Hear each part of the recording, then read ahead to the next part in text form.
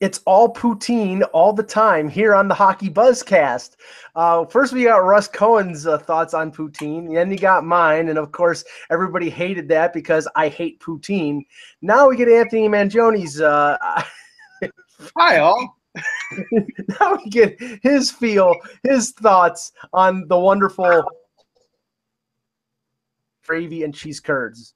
Anthony? Okay, so Russ and I went to Smoked Poutineery on South Street in Philadelphia. First time I've ever had poutine. I've been sort of curious about it. Been to Canada a couple times, but never actually had it. All in all, I thought it was pretty good. I had my son with me. My son killed his. I mean, he thought it was fantastic. And Russ can attribute to that. It was amazing how quickly he was able to sack that thing. But again, he's 11 years old, and Twice, Anthony tried to slow him down, to be honest. What's that? I said you tried to slow him down a couple of times. I had to, yeah, exactly. And afterwards, we're in the car. I was like, Dad, my stomach's a little, I'm like, that's what happens when you eat heavy stuff fast.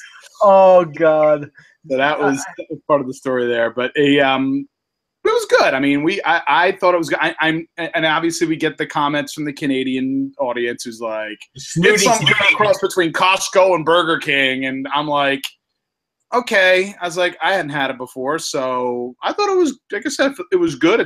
But it's not something I would have regularly. Otherwise, I'll probably be about 400 pounds if I do. But it was good. It was good to try. If I'm up in Canada, I will go to a mom and pop's place, to have it. But it was good. The gravy was good. I thought that was good. I think the fries are the key. Obviously, the fries are the key. You got to be able to handle the gravy because it's and still maintain its crunchiness. And I got to say, they did a pretty good job of that. It was enjoyable. The cheese curds were good. So I will eventually compare it with something else when and if I get up to Canada, which I'm not sure, when that'll happen next. But I have a message. Well, Anthony, yes. try lowering your speaker there because we're getting a really big feedback. All right. That better? Yeah. All right. Yep. So I have a message for our friends from Montreal. Stop being so friggin' snooty. If they didn't make it in Montreal, it's because there are 100 places that make poutine in Montreal. Wait a second. There's not 100 places in Philly. Part of the name Montreal, there's snooty is somewhere in there. Come on, of course. It's Montreal. Now, the one Canadian delicacy that I have not had the pleasure to go, because I've never been to Montreal and I'm hoping I can go sometime this year. I've heard so many stories from hockey reporters about the smoked meat sandwiches in Montreal. Specifically, Schwartz's Deli, I've always heard the hype for. Schwartz's. Out of my league. If I get to Montreal, that will have to be one of the places I'd have to go to. Right. To try. And I watched the show Diners, Drive-Ins, and Dives on the Food Network, and there was a place in Toronto that they say is the best smoked meat sandwich in Toronto. So a few months back, I tried it, and I'm telling you, it was phenomenal. So I will, and I can't remember the name of it right now, but I'll share it on my blog or something like that. But all I can tell you is if this sandwich in Montreal is anywhere close to the one in Toronto, I'll lose it because it was. I will say this: I didn't get to the place in Montreal for bagels, but I did have a Montreal bagel, and it was really good. So I could see that the hype was real for the Montreal bagel. Yeah, Anthony, try to log out and log back in because we're still getting the echo. Okay, just come out and come back in. All right. Yep, yeah. That's good. That was real. So I give them credit for that. Yeah, no, I mean, I've never had a Montreal bagel. I know that there's a difference between Montreal bagels and New York bagels. I've had New York bagels. There's a place in Buffalo that makes New York style bagels. I'm sure the ones in New York are better. You know what the difference was? I'll tell you what the difference is. The difference is the Montreal bagel is thinner and airier, where the New York bagel is more dense. Okay. Yeah.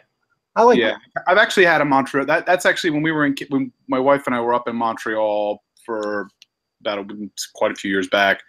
I had a Montreal bagel. There's a definite difference between the two. They're both excellent. It's just really good in their own ways. Yes. Sound better now, Mike? Yes. Yeah, it sounds pretty good. No echo. And last thing on the food thing, and then we'll get, you got to realize, folks, it's August 4th. There's not a ton of hockey stuff. We will try to bring you the latest hockey news, but we have to stretch a little bit and go. Now, I'll tell you this, and I've had this discussion with many a reporter friend up in Toronto and friends up in Toronto. Obviously, there are different FDA regulations, food regulations in Canada than there are in the United States. And I think one of them that is fairly noticeable is the percentage of salt that is allowed in foods, because Canadian potato chips are much saltier. And I like that. They're much, much more salty than American chips. The only problem is they sell the most disgusting chips, ketchup chips. Ketchup chips are gross. They're absolutely gross. I don't know how any, and there's so many people up there that like them. So I'm creating a network of people who are hating me in Canada because I hate poutine and I hate ketchup chips, and the pineapple pizza is 2 strikes against Canada. So okay, so we're not. There endeth the Canadian attack here. Okay, let's start the show. Anthony, you lead off after I do the introduction. Mm-hmm. Hello, Hockey World. Today is Friday, August 4th, 2017. I'm Anthony Mangione, senior editor at Sunrise Philly Magazine. I'm Russ Cohen from Sportsology. And I'm Michael Liljegren, and this is the HockeyBuzzcast here on HockeyBuzz.com. Well, we have the summer showcase going on in Plymouth, Michigan. We'll talk a little bit about that and some of the players who are playing in that. Some 2018 draft picks, some 2017 draft picks who are maybe trying to impress certain general managers and coaches that are watching the games being played. But the announcement early this morning, we'll lead off with that. The coaching staff of Team USA for the upcoming 2018 Olympics in Pyeongchang, South Korea. Tony Granato, former NHL coach with the Colorado Avalanche, was named head coach of the Olympic squad. And his coaching staff is pretty interesting. We have Chris Chelios, former NHL defenseman, Hall of Famer, former Sabres head coach Ron Ralston, Stanley Cup winner Scott Young, who's now the director of player development with Pittsburgh, and Yale coach Keith, is it Elaine? I believe. Elaine, yeah, Keith Elaine. So, Russ, I mean, to go along with the statement that the GM of the Olympic squad, Jim Johansson, said after, which was that he would not go out and try to recruit American players who have NHL contracts, unlike possibly the Russians might. This coaching staff seems to be will be completely focused on drawing talent from the NCAA. And be very defensive. Keith Elaine's a very defensive coach. Chelios preaches defense, obviously. And they're going to have to be, because when they go up against Russia, that's going to be a high-powered offense.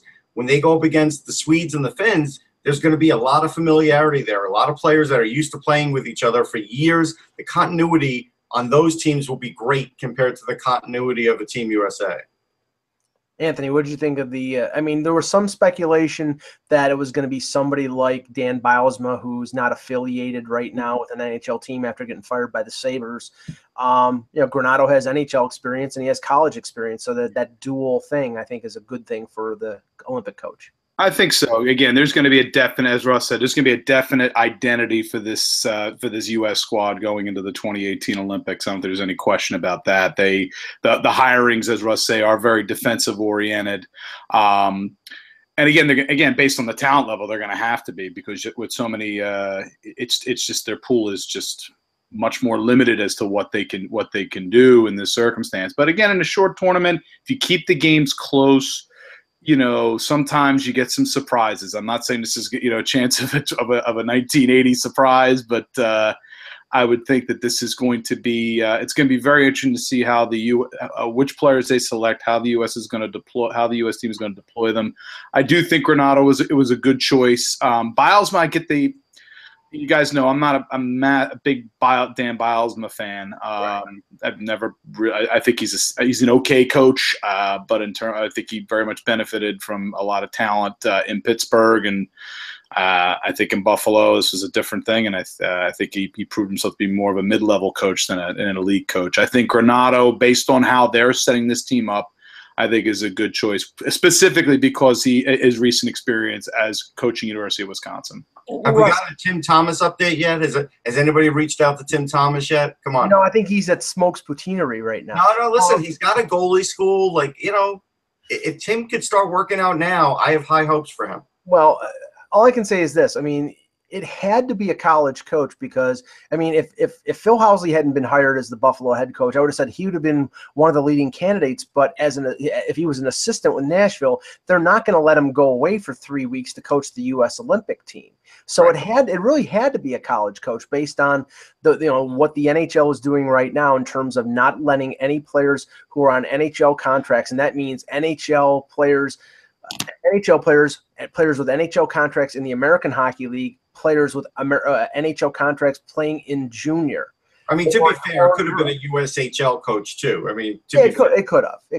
But I mean, and I did a quick scan through like the last 3 or 4 NHL drafts, and some of the players who are playing at this summer showcase, they're, I mean, okay, here you got Middlestat, Sabres first round pick, Kaylor Yamamoto, Jake Ottinger and Joseph Wall, the 2 goaltenders. Kiefer Bellows, who scored a couple goals in the World Junior Gold Medal game against Canada last year. He hasn't been signed by the Islanders. Riley Tufte, Tage Thompson, Trent Frederick, Andrew Peak, and Jordan Greenway. So I think these guys. I mean, Anthony, what this looks like. I mean, it looks like we've gone back 39 years to 1979 when Herb Brooks was putting together the 1980 Olympic team. It was players from Wisconsin and Minnesota and UMass and BU and BC, and that's the way they're going to have to go. I mean, that's what I alluded to previously. I just said I'm not saying this is going to be a repeat of the 1980 squad, but in terms of composition, I mean, that's the direction they're pretty much locked into here with the NHL making the position that they've made already. So I think there's good young talent there. But again, you're likely going up against pros from the KHL. That's going to be a tall order. I mean, physical, just from the physical standpoint of going up against men, you're going to be playing on an international surface. You're not playing on in the Olympic size rink. You got to get yourself ready for that. A lot of the players that are going to play for the Swedes or for any of the European teams are going to have, and I don't want to say a noticeable advantage, because again, you do have some of these young players who have played on international surfaces themselves, but it's, they've got a tall order ahead of them. There's no question about that in terms of prepping themselves, but they're going to have to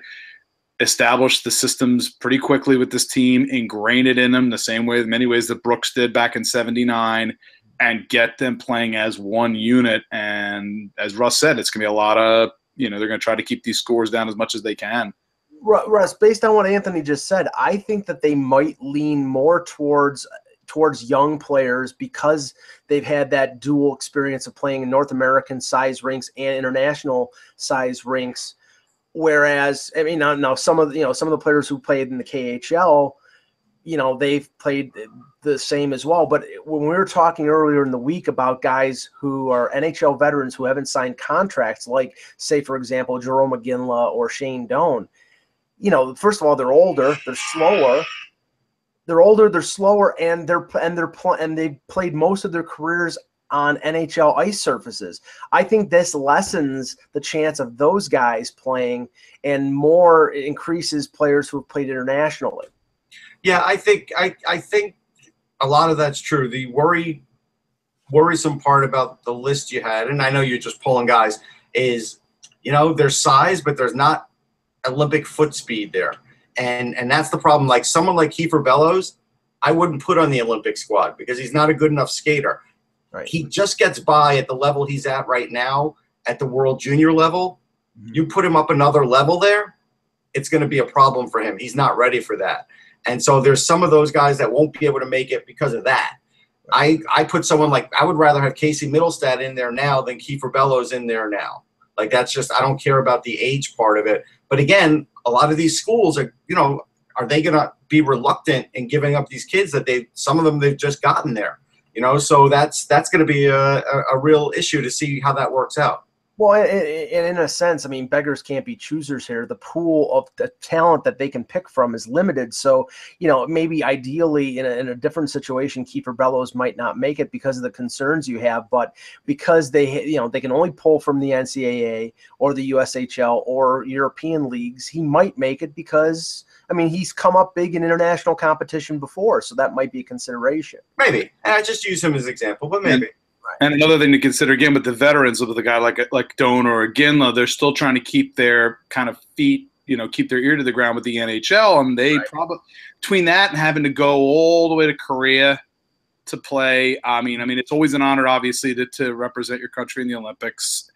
But that's for guys their age, whether or not they want to make that haul all the way over to Korea to do that.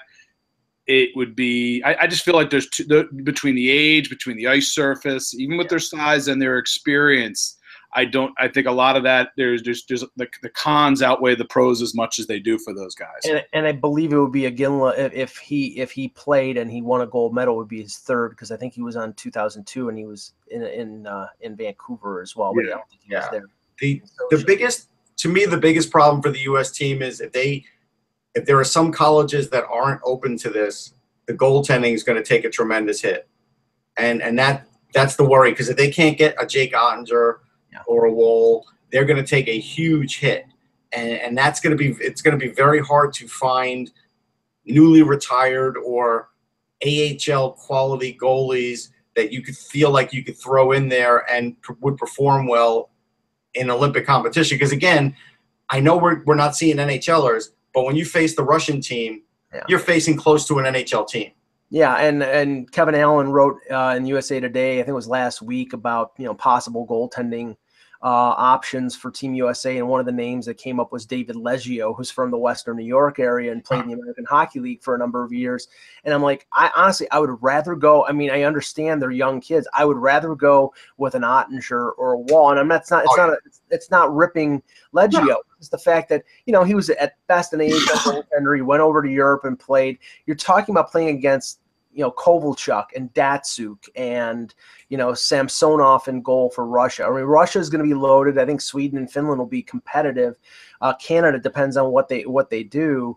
But, I mean, it's going to be tough if you have a bunch of kids and the goaltender is a guy who I think is, I think he's a free agent. So, yeah, I think it would be better to go young. And you know what? Worst case scenario, even if you lose, you've given these players international experience that they'll maybe benefit from down the line. Or Tim Thomas. Call Tim Thomas. Tim Thomas. Yeah, John Van Beesbrook. Are you on? Now, listen, Tim Thomas is younger, a lot younger than Van Beesbrook. No offense to John.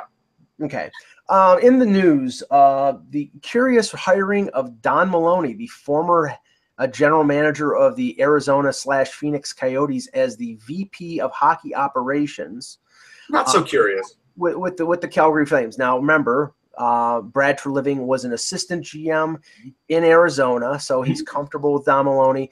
But, I mean, is this sort of – I mean, I'm sure that Brian Burks gave his stamp of approval to this, maybe. But this sort of would, in my mind, usurp a little of Burks' footprint on control of hockey operations there? No, I think Burke will still have his thumbprint all over it, but he's more of a PR guy now anyhow, if you think about it. And Maloney is more of a nuts and bolts player guy and a great scout in and of himself. Like, this is a guy who's literally at the rink all the time. He'll be everywhere. And that's where Don Maloney can help you. Don Maloney's not the type that will, have sights on your job.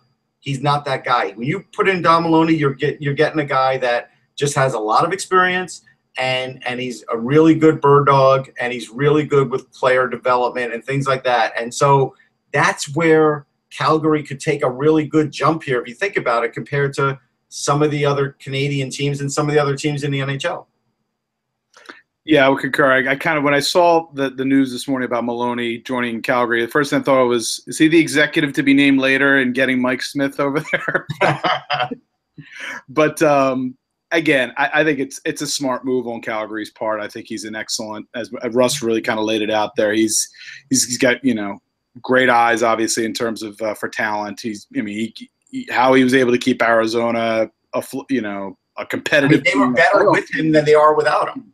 Exactly. We're going to be very curious to see how everybody loves John Shaka, but we're going to have to see now that Maloney is no longer in the picture, how the Coyotes are going to continue to evolve as a team. I like what the Coyotes have done so far this offseason, some of their moves, but they are very much a work in progress in my mind. But getting back to Calgary again, I think I do like the Maloney coming on board, and Russ pretty much said it too. Bert, I always get the impression anymore that he's there for the cameras. He's there for, he's obviously there to be the public face of the organization. But I think I agree, the nuts and bolts really falls to Trevelyan, and of course, and now obviously to Maloney being his assistant. I think we've got it in terms of Arizona moving. They're moving piece by piece. First it was Mike Smith, then it was Michael Stone. Now it's Don Maloney. Eventually they'll be the second team in Calgary. But no, I mean, I have to say though, with Burke in Toronto, he did assemble a group.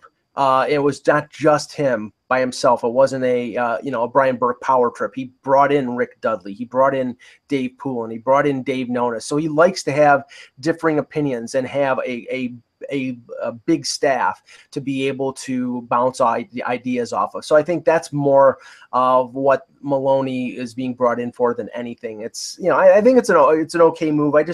I agree with what Russ said. I mean, some of the moves that he made late in his tenure in Arizona, I would question a little bit. You don't know what kind of pressure he was under with the budgetary. He was under pressure. Yeah, sure. But I mean, some of them you can question. But I mean, and as for Chaika and what he's done, I mean, proof is in the pudding. They did get Stepan. They did get Ranta as a goaltender. They've signed some free agents, but that team seems to be going nowhere fast and consistently on the rebuild and never going in any particular direction. Now, the other bit of news today has to do with the Coyotes in a bad way, and that's the injury to Jacob Chychrun, their first-round pick from last year, who played as an 18-year-old in the NHL and played pretty well. He injured his knee in an off-season workout. He had surgery yesterday, and he is out indefinitely. Now, obviously, we're 5 weeks away from the opening of training camp. We're 9 weeks away from the beginning of the regular season. But if this is a serious injury, and they haven't specified if this was like an ACL tear, if it was just ligament damage, we don't know the extent of the injury. But when they say out indefinitely and it's August, the first thing that comes to mind, Anthony, is like he's going to be out into the regular season. I would think probably November into December potentially if you're dropping it indefinitely down. It puts Arizona in a an interesting situation right now defensively. Does for a team like the Vegas Golden Knights, who has quite a few defensemen they're looking to offload, do I think there's a possibility that George McPhee's on the horn with John Shaka? I think there's a pretty good chance he's probably fielded a few calls on some of those defensemen. Whether or not Shaka would have the go-ahead to add that salary, add one of those veteran, pricier defensemen that Vegas has in order to solidify his defense. But are the Vegas Golden Knights going to be Rent-A-Center this year for other teams in the NHL? I mean, it's possible. They're looking. We know where they're at right now. McPhee didn't quite play this defensive situation right. There's no question. Is McPhee the number one guy on everybody's speed dial? Sure. Oh, absolutely. If you're going to be looking for a defenseman this offseason, yeah. As soon as somebody gets injured, the first thing they're going to do is look at the Vegas Golden Knights and say, okay, left wing. Oh, okay, let's call him about this guy. I mean, of course. Or McPhee's going to call them. Yeah. All for what it is. McPhee's looking probably to offload. McPhee may be on the horn with them. And Russ, we were talking off air a couple days ago, looking at the Vegas defense, and if you look, I mean, according to our Cap Central, they have 11 right now, 11 defensemen who would be considered NHL defensemen. Although I don't consider Brad Hunt an NHL defenseman. No. And of that group, I think there are only 2 of the 10 defensemen who are top 4 potential top 4 caliber, and that's Shea Theodore and Nate Schmidt. Other than that, I don't think any of them. I think all of them are bottom pairing guys. No, I agree. And like a guy like Garrison can't stay healthy, but for short stints, if you need Jason Garrison for 2 months, it's probably worthwhile to get him. I think the other interesting thing about Vegas, though, is that Nate Schmidt took him to arbitration. They get their first arbitration case right out of the hopper. I don't know if anybody saw that coming. I didn't see that coming.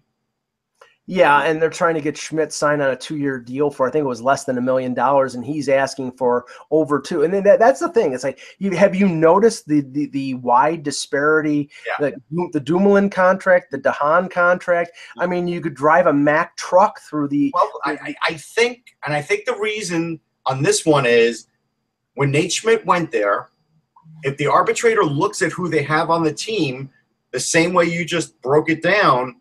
He's a very valuable guy to that team. So he's probably going to get his asking price. Yeah. I think this is a very good – I completely agree, Russ. I think that's likely what's going to happen if Vegas doesn't figure out the deal.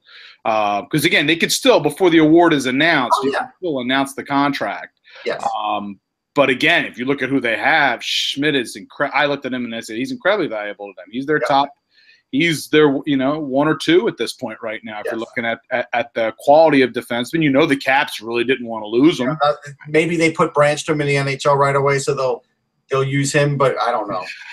That's a little. I know. Listen.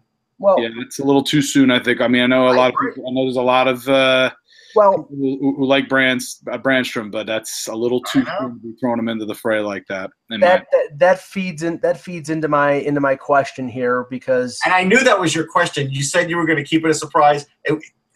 Not a good poker face there, Mike. Oh, okay. Thank you. Oh, I have 4 of a kind. Thank you. Okay. The Philadelphia Flyers yesterday signed Morgan Frost, their 27th overall pick, and congratulations to Morgan on the deal. Now, and Isaac Radcliffe. I was sticking mostly with the first round picks, and that was why really you're going to diss Radcliffe like that? I'm not dissing Radcliffe. They traded 3 picks up to get to Radcliffe. You have to kind of put him in the thing, Mike. I'm not dissing Radcliffe. I hope. No, it's just you see Morgan Frost and stars go in your eyes. It's just your way, Mike. We understand. Go ahead. Anyway, my question, and that was the reason I limited the focus on Morgan Frost, is because we, as opposed to last year where we had more than a few first-round picks who played in the NHL, this year it's not expected that a great number of them are going to play in the league, that they're either going to stay in junior or go to college or stay in Europe. Now, okay, right now, I have the over-under at 2 for players in the 2017 NHL draft that were drafted in the first round who will play more than, let's say, 20 NHL games. Mm-hmm. Over-under, Russ. For some reason, we're in the cap world. I'm going to go over. Okay. Okay. I'll get everybody's answer first, and then I'll ask you to expound on it. Anthony. I'm going to say over, but not by a ton. I think we end up I think it'll be single digits. I don't think we go over. I think it's probably in the range of about, I'm going to say 4 to 5. Yeah, I'm barely over. I'm like at 3. I think that, again, to me, there's 2 lockdowns, and then after that, it's I don't want to say lockdown completely on Patrick, but good chance if he's in camp and looks good, he's going to be on the Flyer roster. So yeah, I mean the top 2 obviously, but then it's like who is that? Who is that third guy? And okay, this is not like the blue and white glasses going on here. Glass, I think, is there's a possibility on Glass. It wouldn't shock me. Well, no, he's going a different route, Ant. No, I agree. Oh, got it. Okay. I'm not putting on the blue and white glasses here. No, I know. I know. But if you look at the way that the Maple Leafs talked about Liljegren at the development camp, the way he's playing at the summer showcase, the fact that Lou Lamoriello said, well, he may play for the Marlies. They've already broached him staying in North America. If he lights it up at training camp and he's a right-hand shot defenseman, this team last year played a whole bunch of 18, 19, and 20-year-olds. They're used to it, and so is Mike Babcock. I don't think it's a big stretch to think that Liljegren could make the Leafs if he had a great training camp. That they may not want to rush him, but if he keeps playing well, I think he's got a chance. And if he makes it, they can always send him back down to the Marlies, but if he makes it, he could, or even if he starts with the Marlies and gets called up later in the year like Nylander did a few years ago, I think there's a possibility. I don't think it's a great possibility, but I think there'll be at least 3. So yeah, I think you're right with Hischier, and if Patrick's healthy, I think you're right about that. And then I think the way things are rolling for Elias Anderson, it's probably going to be a real good chance on that. After that, then you are looking at maybe some other defenseman like Heiskanen or Liljegren or somebody where the team says, we could slot him in here and we're going to take a chance. And somebody's going to do it. Like with these kids, a lot of them aren't ready physically, and they're not, but they come in so well prepared that they could look good in camp and look good in preseason and get on a roster. And that's the tough part. That's the real tricky part. Like you're watching a summer showcase, there's occasional hits, but there's not huge corner battles. No. There's not, they're not killing each other out there. And so you can't base everything on what you see there, right? I see reports coming out already from people on that, and you kind of have to, cool your jets a little on that stuff. Well, I know you wrote a piece for Sportsology on Rasmus Dahlan, who is one of the 2. He still isn't playing. He's still sick. But this is the interesting thing, and Craig Button said this during the broadcast. He said, and Svechnikov, the younger brother of the Detroit first-round pick, is the other top prospect that may be picked first overall. But we're talking, it's August and we're talking 10 months away. So there's a lot of things that can happen in between now and then. But interesting thing that Craig Button said, he's like, I will always take a, quote, franchise level defenseman over a franchise level winger. And to me that, that obviously puts Dahlan ahead of Svechnikov, unless Svechnikov just blows everybody away. And did he play in the USHL last year, Russ, or was it still? Yeah. So This to me is a change in, maybe not in Craig's philosophy, but a change in philosophy in general, because I think if you went back just like 3 years ago, everybody would take the franchise forward because the franchise forward is going to. And we had an example of that, right, Russ? I mean, Seth Jones draft. I mean, everybody had Jones. Right, and that's what I'm sort of going back to. When I remember the defense was sort of coming in vogue then when it was becoming more important, and people were killing me and talking about taking MacKinnon first. But you know what? Even to this day, right now, that's still the better first pick over Seth Jones. He's still a better player. Now, will that hold up in another 3-4 years? Maybe, maybe not. But the thing is, and I think this is where it gets a little tangled, is the fact that MacKinnon's a center. Yeah. And I think centers and defensemen have that tier where they're right there because they affect the game the most. Right, but wingers, I mean, if you're a supreme talent like Patrick Laine, you can affect the game. Alex Ovechkin can. You got to be a high-end guy, but you got to be big. You got to be fast. You got to have everything to be a dominant player in the NHL.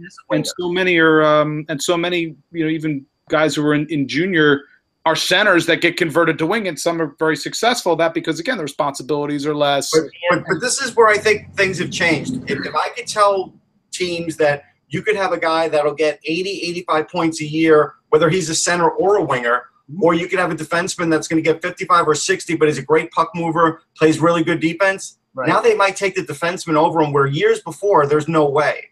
Right, and there are players, as you described, Anthony, like Mitch Marner, who it was a center in junior, played right wing the last. Travis Konechny too. Konechny's another Konechny as well, and physically, they have to play the wing in the NHL because they may not be big enough, or I think Marner could handle the defensive responsibilities of a center, but it's the matching up against the other big center that's the problem. But he can generate offense. I mean, he was the center of the offense on that line with Bozak and Van Riemsdyk. He was the generator on that line. So guys like Kucherov can do that on the wing, but I think you can count on two hands the number of wingers that can do that in the NHL, and that's why in the draft it was center, defense. And it usually plays out that way almost every time. Who was the first winger? Wasn't it Owen Tippett? I believe Tippett was. Yeah, it was Tippett. It was Owen Tippett. And again, it's not a bad pick. I like Tippett a lot, but you're going to go center in this case. I mean, I go back to what Ron Hextall said to us afterwards, and the big debate about with so many centers or moving guys off. After they acquired Yuri Ledorov as part of the Frost trade, what are you going to do with all these centers? He's like, I'd rather have centers who could swing out to wing than vice versa, because it's extremely difficult to find those types of players in that circumstance. You'd rather have the centers in this case because, in my opinion, I think this holds out as pretty well across the board. That's the strength of most championship level hockey teams, is the spine of the team has to be strong. The centers, the defense, and the goal. And then in a lot of cases, when they acquire wingers, they usually get them shortly before they're about, when they have that foundation in place. You then either have the winger that you developed, or you end up trading for that. That's like the final, cherry on top of a championship team. But I'll give you an example, though, where, and this is where you do have to be careful, like Cale Makar went up against Ricard Hug in like a wall battle and came out empty on that. Hug beat him. Now, they're similar size. Actually, Hug's an inch smaller, and they're similar weight. But Hug's been playing against men. Right. Makar has competition versus who Cal Makar's been playing against. Now again, Makar will eventually rise to the level. Exactly. But when you start to take picks like that, you have to sort of look at all of these things now because it matters. What, the competition in the Alberta Junior Hockey League, isn't that great? Yeah, I know. Okay. Interesting little note here from Adrian Dater interviewing John Buccigross from ESPN. Buccigross is quoted in saying, "I'm real optimistic that we," meaning ESPN, "will be part of the NHL plan next time around." Now, remember, the contract with NBC, it extends through 2020. So negotiations apparently would start, obviously, probably a year or even longer before then. Buccigross says, I'm not in the negotiations or decisions, but the negotiations open up in 2 years, and the NBC deal expires in 3. There's no doubt ESPN was very aggressive the last time trying to get the package and will be very aggressive this time. I feel good about our chances to get some. Now, you have to say here, Buccigross just recently signed an extension with ESPN. He does the play-by-play for the Frozen Four. He did it for the World Cup. He's probably salivating at the opportunity for ESPN to get NHL back so he can do the broadcast, and he's great at it. But what I see here, Russ, is when the contract comes up, as we know, the NHL and Gary Bettman always mimic the NBA. And why? I don't know why they're not doing a game of the week with ESPN, a game of the week with NBC and NBC Sports Network, just like the NBA does it on TNT and TBS, ESPN and ABC. Spread it out, get it out there. You get more money, you get more eyeballs watching the game. I think that's the direction that the NHL is probably going in a few years. I don't think ESPN wants it. I think this is hopeful. This is John Buccigross being hopeful. I think ESPN got the World Cup contract because it was cheap, and it came at the time of the year where they didn't have a lot of programming that was very good, and they also were going through network issues where they were shedding a lot of salary, so this was something that they could put on very cheaply. ESPN, I don't even know if they'll be able to compete with NBC dollar-wise for this contract, because this is the bigger worry. What's going to happen with ESPN when the NBA contract comes up again, I don't think they could afford that again. And what's going to happen with them with the NFL contract? I don't know if they could afford that again either. They might lose another sport before they gain anything like hockey. So I think this is all wishful thinking. Well, and I actually, don't think ESPN is looking for expensive programming right now unless they lose another sport. Well, I think that feeds into this point, Russ, and Anthony, I want your opinion on this. The NHL will be a lot less expensive than the NBA or the NFL. They, if they can't afford those, they can maybe afford the NHL as a replace. Now, obviously, you're not going to get as many eyeballs watching ESPN if it's a game between Chicago and Boston on a Thursday night instead of an NFL game. But they might need programming if they can't afford the multi-billion dollars that the NFL will demand. Anthony? But this is also one of the reasons why we've seen so many layoffs at ESPN, so many, all that staff being, we're talking high level, great writers, great content, and they're gone. Like Jason Stark being gone that was crazy. John Clayton.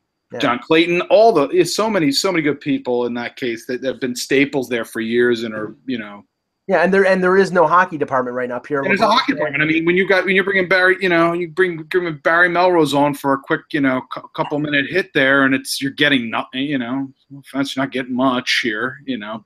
Yeah, Barry, tell us how you benched Steven Stamkos back in 2009. Exactly. That's at this point now. That's the fact. That's if they were bringing somebody on board that was like an expert who was like pretty well respected as part of that.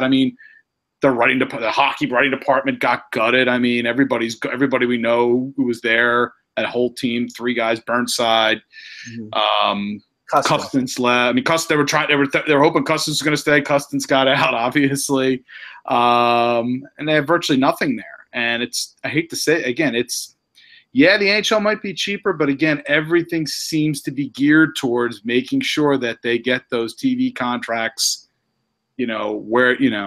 where they want them, and they may lose the sport, but I think the whole point of why they cut so much the way that they did was to be able to re-up those contracts later with those sports, with the NFL, with MLB, with NBA, and the NHL's. I don't know if the NHL's necessarily going to be a part of that picture. I'm kind of on the line here with Russ that I think Butchergrass is hoping this is going to happen. Yeah. But again, he said it himself. He's not like he has any inside information on this. I think it's very much he's kind of hoping it happens, but.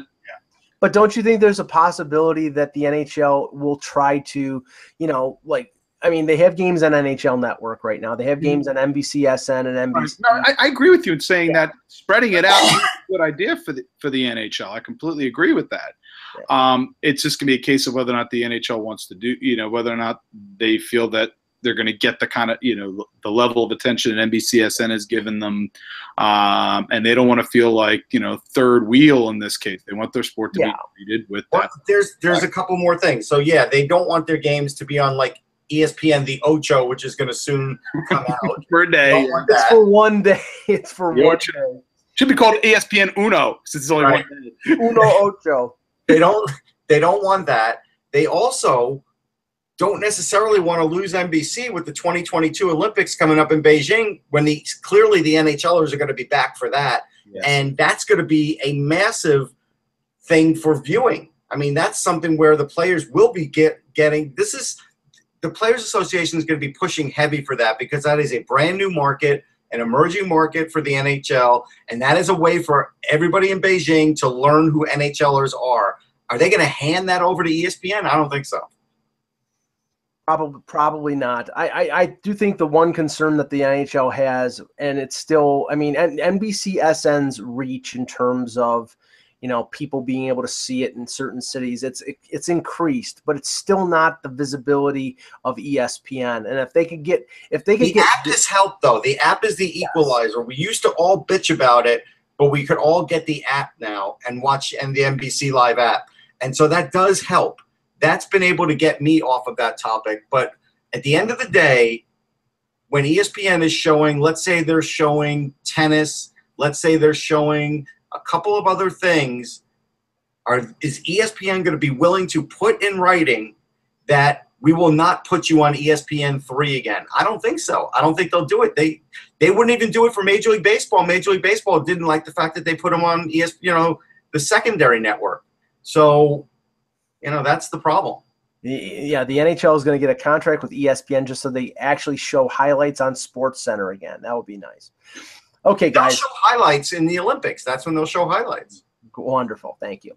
Yeah, if they have the rights to them. Okay. No, they'll show them the next day. That's what they, you know how that works. Great, but nobody wants to see them. All right, guys, great show. I hope everybody has a great weekend out there. We'll be back on Monday. I know that Eklund will be away for some of next week, so it'll be me and Russ and a variety of different guests. We will be doing shows on Monday and Wednesday through Friday. Tuesday, some scheduling problems, so probably will not be doing a show, but we'll update you on that on Monday. For Anthony Mangione, for Russ Cohen, I'm Michael Agello. Thank you for watching, and remember, without the buzz, it's just hockey.